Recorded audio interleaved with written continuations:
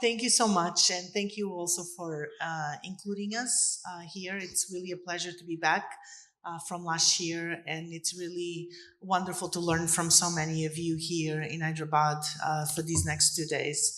So in terms of what we've learned, and also what we still need to learn, but let me start with what we've learned. The first thing is that access is a much more complex concept than we tend to think about.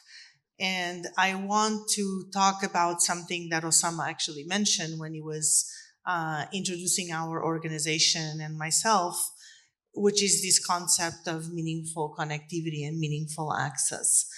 And the reason why I want to start with that is one of the things that we've learned is that we can't divorce, right? We can't separate these different elements of what it means to be a digital citizen as if they were standalones. They have to be connected. And in this idea of meaningful access, what we look at is a holistic way of thinking about what does it mean for us to engage in technology, to benefit from the opportunity of technology in a way that it's safe, empowering, interesting, protecting, etc.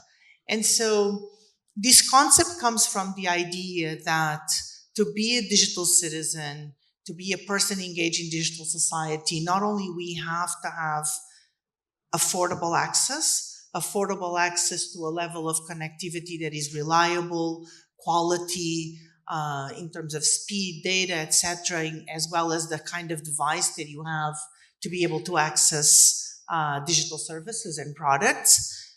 And then also, just as importantly, that meaningfulness comes from the content that you have access to. It comes from the skills that you use, that you gain to be able to benefit from the content, the information, the services and products.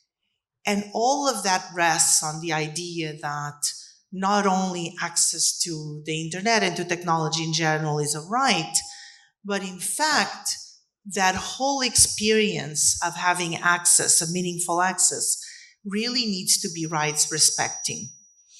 And with that, if you think about all of those elements that I just mentioned, then you start understanding that there's a lot of inequality and a lot of exclusion in the world of access, because the truth is, even in this room, of all of you who are interested in learning about the Digital Citizen Summit, AI, accountability, and all of these issues, you will have very disparate types of access.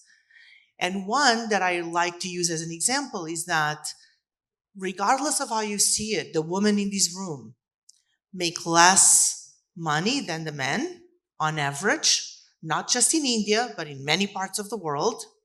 Because of that, the level of access that they have, not just that they can afford, the level of devices and the functionality of those devices is going to be less than the men.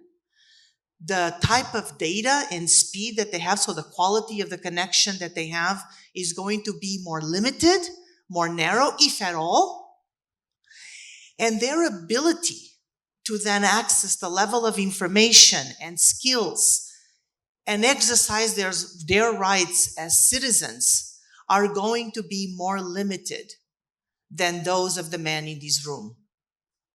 And that is unacceptable. So when you start thinking about what meaningful access means, and you look at this all of these critical elements of that experience, then you start realizing how much work we have to do. Okay?